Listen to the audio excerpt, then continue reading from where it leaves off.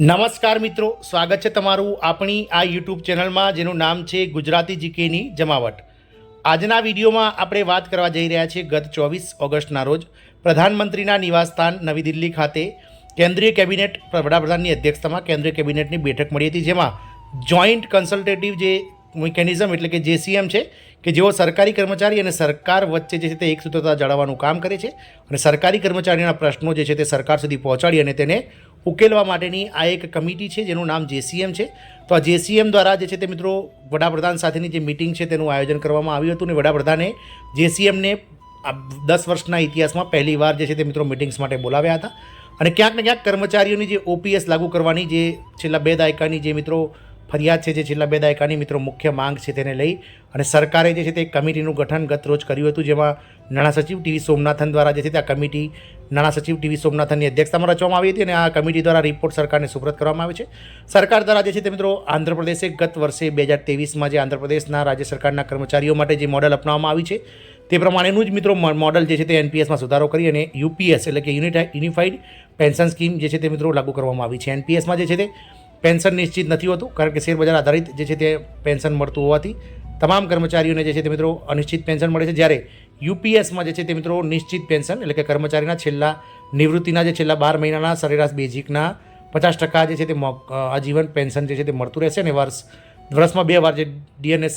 Relief જે છે જેને કહેવાય કે મોંઘવારી રાહત સરકાર દ્વારા વધારવામાં આવશે. આમ હવે જૂની પેન્શન યોજના જેવી જ જે છે સ્કીમ હાલ સરકાર દ્વારા UPS લાગુ કરવામાં આવી છે. તમે ગુજરાત સરકારની વાત કરીએ તો ગુજરાત સરકારના વિવિધ કર્મચારી યુનિયનો દ્વારા પણ સરકારને UPS લાગુ કરવાને લઈ અને મિત્રો માંગણીઓ કરવામાં આવી રહી છે. ગતરોજ મિત્રો એક મજદૂર સંઘ દ્વારા એટલે કે એક યુનિયન દ્વારા જે છે તે મિત્રો સરકારને રાજ્ય સરકારના વિવિધ જે વિભાગો છે તેમાં કામ કરતા મિત્રો 5 લાખ કરતાં વધારે કર્મનિષ્ઠ કર્મચારીઓ, જેમાં રાજ્ય સરકારના 26 જેટલા વિભાગોના, સાથે જ મિત્રો રાજ્ય સરકારના હસ્તગત 65 જેટલા બોર્ડ નિગમના લાખો કર્મચારીઓ જે છે તેમના માટે મિત્રો આ UPS જે છે તે લાગુ કરવું, સાથે જ મિત્રો NPSમાં જે છે તે કર્મચારી હોય તેમને મિત્રો UPSમાં સમાવેશ કરીને 2 વિકલ્પ આપવા અને કેન્દ્ર સરકારના ધોરણે UPS લાગુ કરવાને લઈ અને મિત્રો સરકારને પત્ર લખવામાં આવે છે. જાણીએ વિડીયોમાં વિગતવાર કે કયા યુનિયન દ્વારા જે છે તે મિત્રો સરકારને પત્ર લખી અને ગતરોજ આ UPS લાગુ કરવાને લઈને માગણી કરવામાં આવી છે. તો વિડીયોમાં વિગતવાર આપ જાણો અને વિડીયોમાં માહિતી માટે આપ અંત સુધી બન્યા રહો. જો ચેનલમાં નવા હોય તો અમારી ચેનલને સબસ્ક્રાઇબ કરો, બાજુમાં રહેલું બેલ આઇકોન દબાવી ઓન નોટિફિકેશન ઓન કરી લો, જેથી કરીને ચેનલ પર મૂકવામાં આવતા આવા સરકારી કર્મચારી, પેન્શનર્સ અને યોજનાઓને લગતા પરિપત્રો તમને સરળતાથી ચેનલના માધ્યમથી ઉપલબ્ધ થઈ જાય. તો મિત્રો ગુજરાત રાજ્ય સરકારના 5 લાખ જેટલા કર્મચારીઓ કે જે રાજ્ય સરકારના 26 વિભાગોમાં કામ કરે છે, સાથે જ મિત્રો ગુજરાત રાજ્ય સરકારના હસ્તગત 65 જેટલા બોર્ડ નિગમના લાખો કર્મચારીઓ માટે જે છે કેન્દ્ર સરકારના ધોરણે રાજ્ય સરકાર અને બોર્ડ નિગમના કર્મચારીઓને યુનિફાઈડ પેન્શન સ્કીમનો લાભ આપવા માટેનો ગઈકાલે મિત્રો ભારતીય મજદૂર સંઘ દ્વારા જે છે મિત્રો ગુજરાત રાજ્યના મુખ્યમંત્રી માનનીય શ્રી ભૂપેન્દ્રભાઈ પટેલને એક પત્ર લખવામાં આવ્યો છે, જેમાં લખવામાં આવ્યું છે કે કેન્દ્ર સરકારના ધોરણે જે છે તે મિત્રો રાજ્ય સરકાર તથા બોર્ડ નિગમોના કર્મચારીઓને યુનિફાઈડ પેન્શન સ્કીમનો લાભ આપવા બાબતનો આ પરિપત્ર છે, જેમાં મિત્રો લખવામાં આવ્યું છે કે ભારતીય મજદૂર સંઘ તથા સંલગ્ન ફેડરેશનો દ્વારા મહાસંઘો દ્વારા તારીખ 1/4/2005થી NPS યોજના હેઠળના કર્મચારીઓ માટે OPS યોજના લાગુ કરવા સમયાંતરે આપશ્રી સમક્ષ રજૂઆત કરવામાં આવેલ. ગઈકાલે એટલે કે 24 ઓગસ્ટ શનિવારના રોજ કેન્દ્ર સરકાર દ્વારા NPS હેઠળના કર્મચારીઓ માટે નવી પેન્શન યોજના એટલે કે યુનિફાઈડ પેન્શન યોજનાની જાહેરાત કરવામાં આવેલ છે અને કહેવામાં આવેલ છે કે રાજ્ય સરકારો આ યોજનાનો અમલ કરવો હોય તો કરી શકે છે. આપ સૌને જણાવી દઈએ કે 24 ઓગસ્ટે કેન્દ્ર સરકારે UPSની જાહેરાત કરી એટલે કે યુનિફાઈડ પેન્શન સ્કીમની જાહેરાત કરી અને ગઈકાલે ગતરોજ 25 ઓગસ્ટના રોજ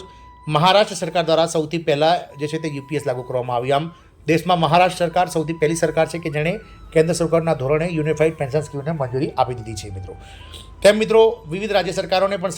કેન્દ્ર સરકાર દ્વારા આહવાન કરવામાં આવ્યું છે કે યુનિફાઈડ પેન્શન સ્કીમ છે જેની લાગુ કરવાની તારીખ છે 1 એપ્રિલ 2025, એટલે કે હજુ 8 મહિનાનો સમયગાળો દરેક રાજ્ય સરકારો પાસે છે. રાજ્ય સરકારો પોતાના જે અધિકારીઓ છે તેની સાથે ચર્ચા કરી અને આ યુનિફાઈડ પેન્શન સ્કીમ નિયમ સમયાંતરે જે છે તે લાગુ કરી શકે છે. આમ ગુજરાત રાજ્ય સરકારને પણ મિત્રો આ પત્ર લખી અને જે છે તે જાહેરાત કરવામાં આવી છે અને વિનંતી કરવામાં આવી છે કે ગુજરાત રાજ્યના કર્મનિષ્ઠ લાખો કર્મચારીઓ માટે કે જેઓની જોઈનિંગ એટલે કે જેઓ રાજ્ય સરકારના વિવિધ વિભાગો અને બોર્ડ નિગમોમાં 1 એપ્રિલ 2005 પછી સેવામાં જોડાયેલા છે તેવા લાખો કર્મચારીઓને UPSનો લાભ આપવામાં આવે. ભારતીય મજદૂર સંઘ દ્વારા આ પત્ર દ્વારા માધ્યમથી આપની સમક્ષ કેન્દ્ર સરકાર તરફથી જાહેર કરવામાં આવ્યા મુજબની બેઠી યોજના રાજ્ય સરકાર તથા બોર્ડ નિગમોના કર્મચારીઓ માટે લાગુ કરવા જરૂરી પરિપત્ર તત્કાલિક કરે અને ગુજરાત રાજ્યના લાખો કર્મચારીઓની વર્ષો જૂની માગણીઓને સંતોષ આપે તેઓ શ્રી ગિરીશ પટેલ પ્રદેશ મહામંત્રી ભારતીય મજદૂર સંઘ દ્વારા જે છે તે મિત્રો પત્ર લખવામાં આવ્યો છે. આમ ગુજરાત રાજ્ય સરકાર દ્વારા જે છે તે આગામી સમયમાં યુપીએસને લઈ અને મહત્વનો નિર્ણય લેવામાં આવી શકે છે. આશાઓ એવી સેવાઈ રહી છે કે મિત્રો ઓક્ટોબર મહિનામાં દિવાળીના તહેવારો આવતા હોવાથી દિવાળીના તહેવારો પહેલાં સરકાર ચોક્કસથી કર્મચારીઓને દિવાળીના બોનસ રૂપે આ યુપીએસ લાગુ કરવાની જે છે તે જાહેરાત કરી શકે છે. કારણ કે યુપીએસનો જે અમલ કરવાનો સમયગાળો છે તે 1 એપ્રિલ 2025 છે, એટલે કે હજુ 8 મહિના જેટલો સમયગાળો તેને લાગુ કરવાની છે. એટલે રાજ્ય સરકાર પાસે હજુ પૂરતો સમય છે. રાજ્ય સરકાર આગામી 1 થી 1.5 મહિનાની અંદર આની જાહેરાત કરી શકે છે. જય હિન્દ, અસ્તુ.